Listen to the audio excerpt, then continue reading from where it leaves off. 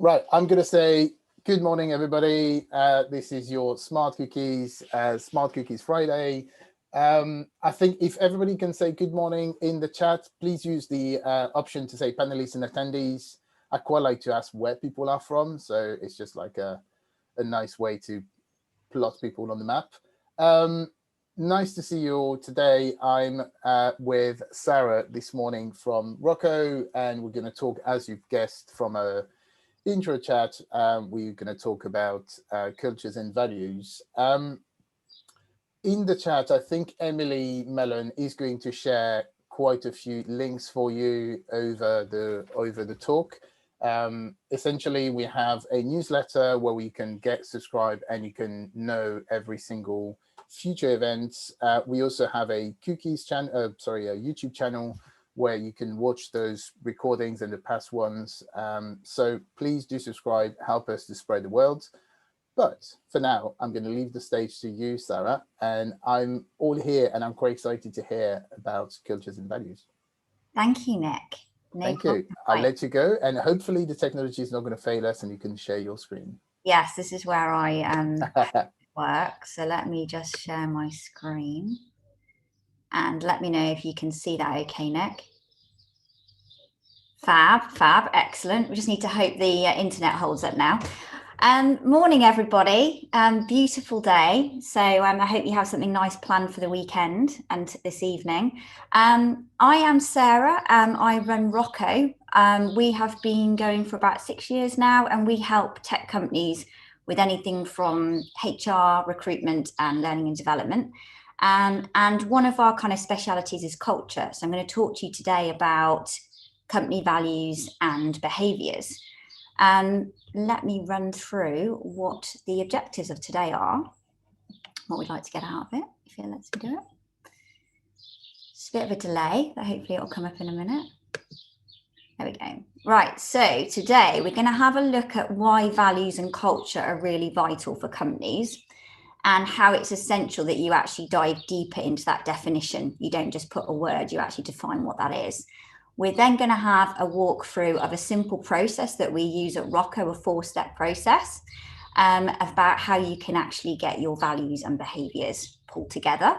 And then we're going to have a look at embedding it, because it's all very well doing this great work, but if you don't actually embed it, then it's kind of pointless, basically. So I'm going to guide you through that today. So first of all, I wanted to talk about why it's really important to dive deeper into your values. And I'm going to pull up a couple of examples, which I'm sure you've heard of because they've been in the media at various times. But if we take the first one, Uber, basically, I'm just going to change my settings. Just realised I'm not on presenting mode. Hang on a second. I'm going to take Uber and one of their values, we do the right thing, period. So we have a nice statement there. But if I asked you all to write out, what does that mean to you? I can guarantee you'd all have completely different things that means to you. So is that do the right thing from a business perspective? Is it do the right thing from a customer perspective? Is it do the right thing from the team perspective? So this again demonstrates, and I'm sure Uber do this in the background, but why you should actually articulate what that means. It's not enough just to do a statement. And then we have another lovely example of a company that basically has been in the press recently, Brewdog, not for very good things. And I don't know if you've read the letter that the team actually put in. But I thought it'd be quite interesting to have a look at their values. And actually, one of their first values is ruthless, which makes it sound like not a particularly nice company to work for, to be honest. Whether you like working for a ruthless company or not, I wouldn't. But part of me wonders, has some of the management team taken that ruthless value a little bit too far? Obviously, I'm not condoning bullying, but this is another example of where you need to make sure you really articulate what you mean. The other thing to point out with Brewdog is they have quite contradictory values. So you've got togetherness, but then you've got ruthless. So to me, that kind of sounds a little bit contradictory. You know, what kind of culture actually are you? And then I don't know if you've seen the gold can competition controversy. Basically, they had a gold can competition. And it turned out not to be solid gold. So to me, that would suggest that the honesty value isn't being lived. So again, it's just giving you an example of where companies say they are something, they potentially don't articulate it properly, and then they don't live it.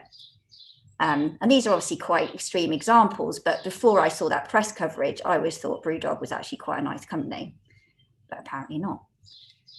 Okay, so really just to summarize, it's really important that you actually define your values, because a statement or a word can be subjective and means different things to different people. I think it's always also worth pointing out there isn't really a bad culture. Obviously, if it turns out that people are bullying, that's a different thing. But if you're articulating that you are ruthless, then as long as you're not stepping over the line in terms of bullying and doing anything illegal, then actually that's fine. Just say you are and say what it means. And actually people will decide if they want to join you or not. There's no point in trying to be something that you're not. And this often happens with a lot of companies that are in maybe London that are working in a financial sector potentially. They're saying they're something and they're not in reality. Okay, so I'm going to walk you through. We have a 4-step process that we use at Rocko that's worked really well with our clients. So I'm going to tell you what that process is. Okay, so our 4-step process, first of all, it's about actually bringing together the founding or leadership team. Now, there always is a bit of a temptation to bring the whole team together and get everyone to kind of get stuck in straight away, but it's really important you only concentrate on the founding team. And the reason is that you've got to be totally aligned. For any of you that have done some work on leadership or any reading, your shadow is so important, so that if you're not aligned in front of your team, they're going to start getting concerned or not seeing that kind of real cementing of those values. So it's really important you agree together what your red lines are, what's important to you, and what you'll accept and what you won't accept.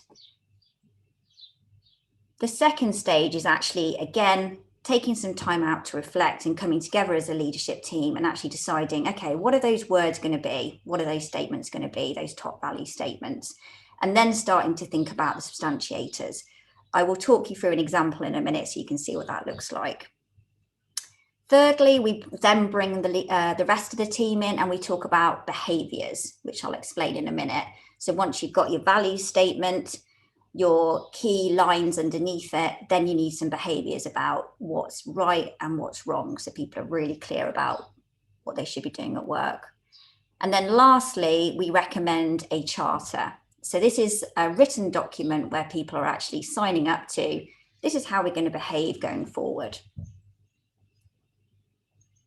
So I'm just going to go into a little bit more detail about each step, and obviously these slides are available afterwards so you can have it for yourselves to guide you through. But the first stage, like I said, is values themes. So you're pulling together the leadership team, making sure you have that debate, because that's fine, you need to have that debate, and that you actually start thinking about what's important to you personally, what's important to you professionally, and then it's actually capturing some themes. So coming up with what those themes might be. So Nick and I were just talking earlier, and actually one of them might be about caring, for example, because you've had some feedback, haven't you, Nick, from one of your clients about how, you know, you really care about what you do as a company, which is fantastic. So that would be your values theme, for example. And the things that you need to start thinking about how you actually go about doing it, I would pull you together if you can. Hopefully COVID restrictions will be over. So I would get your team together, your leadership team, this is, I would, you know, get some post-it notes up. I'd start brainstorming it and then pulling it all together. And I've got some questions and some things to consider on the left-hand side there. So, you know, what's the way you want to build your team? What's your approach to getting stuff done? How, you know, what's your feelings on innovation and, you know, developing yourself and your team? So have a think about those and then ask yourself the questions, you know, what do I like to see in my team? What's an absolute non-negotiable? What do I not want to see in terms of behaviours? And what's my red lines? So it's really kind of articulating what you need. So imagine you've got all these post-it notes. There's going to be a bit of chaos, so you have to kind of bear with me. You've got all these post-it notes with all this information on, and that you're starting to get these themes and you're grouping those post-it notes together. And I'm sure if you're, those of you that work in technology, this is going to be quite a not easy thing, but you're used to kind of grouping things together, basically. So step 2, you're then actually really trying to bring those themes together in those post-it notes, and actually let's come up with what the value statement is going to be. It can be a statement or it can be a word. Different companies do different things, and it's totally up to you how you do that. And then you're going to start looking at those headline substantiators. So the outcome is you're going to have your proposed value headers, you're going to have your substantiators underneath, but you're ultimately going to have 100% alignment of the team. You've had that reflection time. Before you go into the rest of the team, your leadership team needs to be fully aligned. So if you're not, then pause and go away and get it right, basically. Because ultimately, if you're not aligned, then you're not going to live them. And here's some tips about how to actually do it. So make sure you do your research. So it's always good to have a look at some values from other companies that you admire and how they've written them. So have a look at, whether you like the sentence or whether you prefer, just one word, basically. And then the hard bit is basically consolidating all that work you've done, creating those really clearly defined values and those words, which I can guarantee you'll have debate about. And then coming up with those 3 or 4 substantiators. And if I give you an example here, so you all know Buffer, I'm sure. They are famous for transparency, but here are their values. So they've got quite a lot. I'm not sure if anyone's asked the question, but actually a lot of people ask me how many values you should have. You can actually have as many as you want. Some companies go crazy and have lots. Personally, I think, less is more because it's just more memorable. You've got less work in terms of embedding, but again, it is up to you how you want to do that. But here it clearly shows they've got be and no ego doer as their value. So they're using a statement, and then underneath, that's what I mean by substantiators. They basically have 3 or 4 bullet points underneath explaining exactly what that value means. So it's bringing it to life. So if you just left it as be a no ego doer, obviously that can be quite subjective. So it's making sure you bring it to life. Okay, so step 3, you've got your, like we've just shown you there on the buffer, you've got your value statement, you've got your substantiators. Now you're actually going into behaviours, what's acceptable, what's not acceptable. And at this point, it's really important to bring in the team because they're going to help you. And obviously it helps them to come along on the journey to create what those behaviours are. And they will also we'd recommend that they also tell you what they'd like to see from a leadership point of view as well. So outcomes are that you're going to have some really clear behaviours. You're going to have commitment from the team that they're going to sign up to that. And you're going to have commitment from the leadership team as well. And in terms of how you go about doing that, it's really important you obviously explain why you've come up with your values in the first place. So like Nick and I were talking about earlier, the caring part, explaining the story in terms of, client feedback, how they see you as really caring about what you're doing, making sure you get things done. And that's why you've decided to put caring as one of the values, and sort of take them on that journey so they understand it. And then obviously get them involved and say, look, now we need your help to make sure we articulate what that looks like in everyday behaviours. So we have some questions under there, 3 questions to help you. So, what behaviours do you want to see? What commitments do you want to see from the leadership team? And what's our red line behaviours as a team? And again, I would recommend to make it a very interactive workshop. So using Miro board, for example, if you're remote, or using post-it notes if you're in an office. And finally, stage 4 is pulling together your fancy charter, which doesn't have to be that fancy. I will show you one in a minute from a client that we work with. But this is really important because you want to make sure you're starting to cement and embedding what those agreed values are, substantiators and behaviours. So you want to have a written document, ideally, that you can basically write down all the information that you've just pulled together. And in that, you're going to have the value, 3 or 4 substantiators, and then behaviours. And the idea is that everybody signs up to this. And I have an example there, spot the spelling mistake, so ignore that bit. But we have unbreakable partnerships as a value for one of our clients here. This is Infrastar. They're based in Cheltenham. They have unbreakable partnerships as their value. And then they've got 3 substantiators underneath. And then they've got what they love to see in our people, the behaviours, what they need to see from their leaders, the behaviours, and then their red lines are underneath what they won't accept as a team. So they're not going to accept people ignoring each other, failing to listen, working in isolation. So very clearly, when you read that, you can kind of get a feel for what it's going to be like working for that company. It's really articulated. Whereas if you just saw unbreakable partnerships, that would mean different things to different people. Okay, so finally, and the most important bit is you've done all this really great work and you want to make sure it's not just a tick box exercise. You need to be properly embedding those values and behaviours. So I'm going to introduce you to the Rocko Rocket. So this is our tool basically to show you how you can actually build a successful company. And these are the different stages that you need to take basically to build a successful and sustainable company.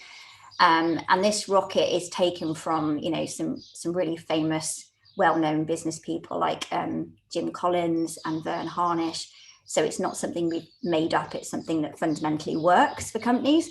So today I've taken you through the first part of that rocket, and that's in terms of the values and behaviours part. But actually, in terms of embedding, there are some other bits in this rocket that you really need to be thinking about. So the first most important thing, if you don't do anything else, but you should do something else, is the leaders have got to live the values. So if you put a value out of trust, and then you put a gold can out that's not gold, then obviously you're not living that value, basically. So it's really important that everything you do and that the leaders pull each other up if they're not living those values. The other thing that I think is really important is building a team that aligns to your culture. So this is why I always urge, even if you're like 2 or 3 people, get this nailed, because you want to be recruiting those people in that are aligned with your values. Otherwise, it's just a ticking time bomb. And how you go about that is once you've got it all laid out, then you need to have some kind of process in your recruitment that helps you kind of identify who's going to be most aligned to your values. The other thing that's worth doing, and you'll know all about this from Netflix, is a culture deck. And this is particularly good in hybrid working when you've got a remote team. So the culture deck takes those charters basically, gives even more detail, and then also create some other information about the culture as well. So, you know, it might be about, you know, ways of working, our working hours, all that kind of stuff can be included in there. But again, it's kind of cementing what your culture is and writing it down. The other thing as well is looking at standards and behaviours. So really, you know, really important that the team are actually living it and pulling each other up on it. One of the companies that I used to work with, DevOps Group, they used to have a culture club. They used to have representatives from each of the different departments, and they would basically challenge each other where they'd seen people not living the values, basically, which I thought was a great idea. And like, how are they going to make sure that they, you know, tackle values, for example, that weren't particularly well embedded or had a bit of a gap and needed to improve on. Okay, and then the other thing is around communications and feedback. So again, like kind of just, you know, making sure that you are feeding back. So that's where it goes wrong, that people just aren't feeding back and saying, you're not living that value. You need to improve because of X, Y, and Z. So it's been quite direct and real time about where it's going wrong and nipping it in the bud, basically. And there's another one on teamwork and respect. So making sure that you have input and you're celebrating people's time. And then that commitment to development and innovation. So if one of your values is around innovation and development, are you actually giving people time to do that? So if you're all working like non-stop, 60 hours a week, how are you actually getting time to develop, or how are you getting time to innovate? So it's really thinking about the practicalities of your values. And obviously I haven't got time to go into detail now, but there is on there as well around your reward. So everything in terms of your people practices, you need to think about your values. So say, for example, you had a teamwork value. if you decide that you're going to reward people by giving them individual performance pay, then that's obviously not going to be conducive to the value of teamwork. So teamwork would more be about a bonus that was split across the whole team, because that's going to be encouraging teamwork rather than silo working. So this is why it's really important that the values are always nailed first before you even go into things like performance management. You know, how you're going to reward people, how you're going to feed back to people, because those values go through everything you do. So yeah, some takeaways which hopefully will help you, and obviously I'll answer some questions in a minute. Slide deck so you can see the different steps, and then we have a Rocko rocket checklist, so you can see the bits that you might have gaps on, and you can actually go through a checklist of that, so we can share that with you, which will help. And then also, just to let you know, we have a free club for anyone that's working in people or operations. And that's kind of to bring a community together of people, resources, networking, kind of helping each other. So if you fancy joining our club, then we have that on our website. And yeah, it's just to say thank you, and I hope you found that useful. Thank you. Thank you very much, Sarah. So everybody, if you could pop your questions in the chat, and Emily and I will curate. So I think I've seen some in the QA section and in the chat, but I think one of the question I had, which has also been asked in the QA section, is, so as I said early on, we've been in business for 10 years, and we clearly overlooked what values, culture, well, not culture, but certainly the values, we certainly overlooked them for quite some time. When do you think is an ideal time for business to go through this process that you've just described? And can it be too late at some point for certain companies? That's a very good question, Nick. I mean, I think, I mean, I did mine literally when there was 2 of us, and as soon as I knew I was going to hire someone. So I think the answer to when you should do it is before you hire somebody, because the sooner that you get that alignment, say if there was 2 of you that found it, the better. What you might do is start perfecting that, though it may not be perfect the first iteration, but you know, at least you kind of know what you're both looking for in terms of your next hire.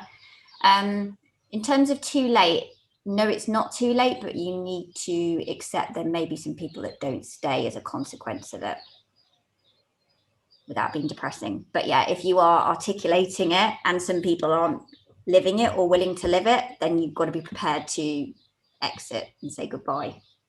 Yeah, and I think that's one of the recruitment part is one of the things that I never realized how powerful having a clear idea, like a cemented ideas of the 3 pillars, the 3 core values, would help so much. Like in the recruitment process, it kind of like almost now act as a tick list, and it's like, okay, can I see this person fitting within our values? And if not, this is already a red flag of like, okay, that's not going to work. Like before that, we kind of knew where we were, but now it's like, hey, you have to, well, when we talk to people, we know they have to fit within certain blocks, basically. And it's very interesting. Like, as I said, and I will reiterate it again, like I came from a place where for a very long time I thought that values were just empty words. Like I never realized that values actually meant something.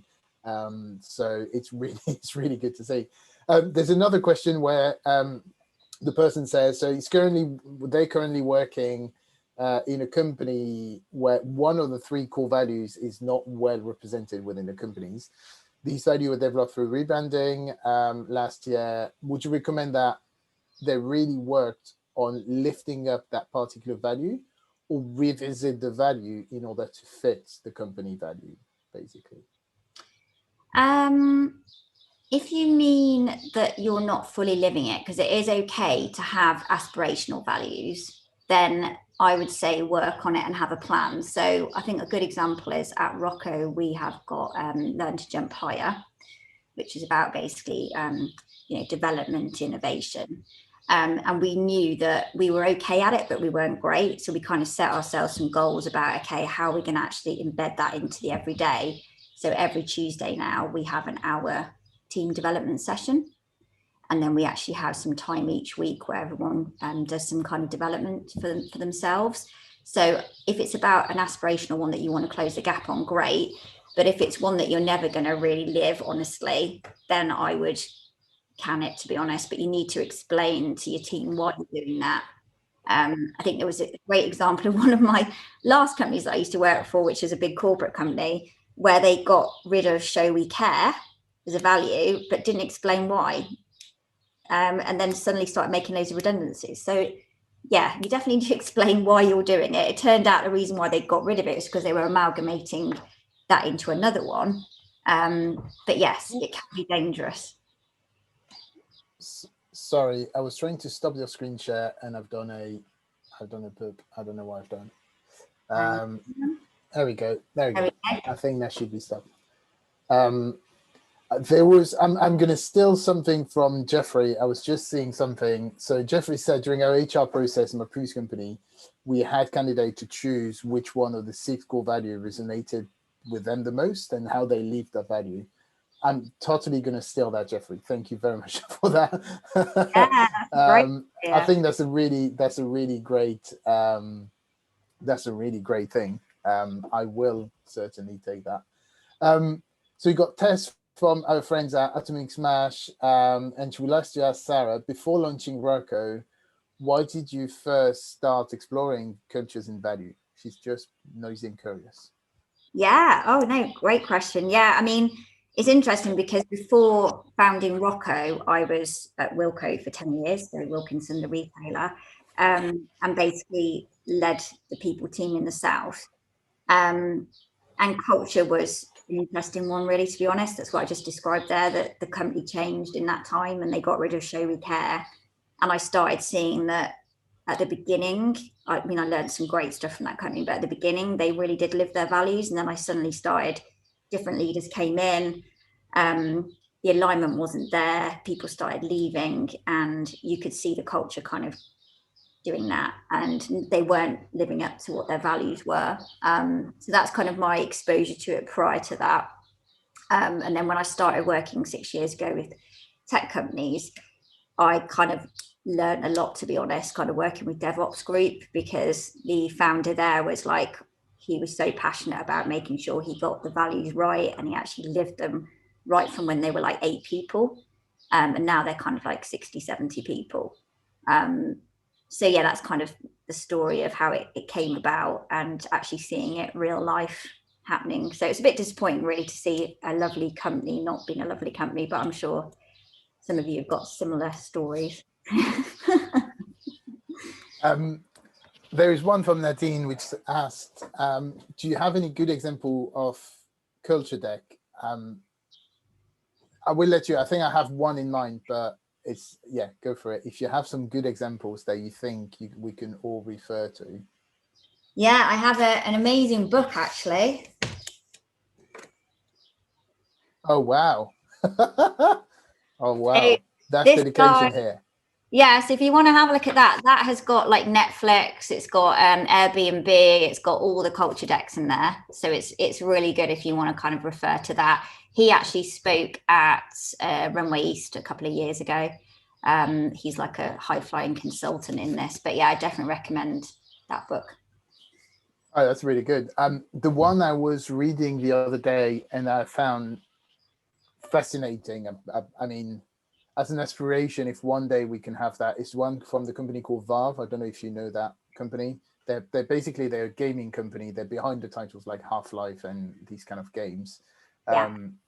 So, and their company handbook / values, because it's all reflected into one thing. It's completely open source, is available online, but it's really worth the reads. Like the tone of voice, the thoughtfulness they've put into it is really representative of what it looks like to work over there, and from what other people are saying, is really clearly what it is. So certainly worth it. It's a beautiful thing. It's a piece of art, because obviously gaming industry, massive kind of like artistic influence, and it's a real big piece of art, basically.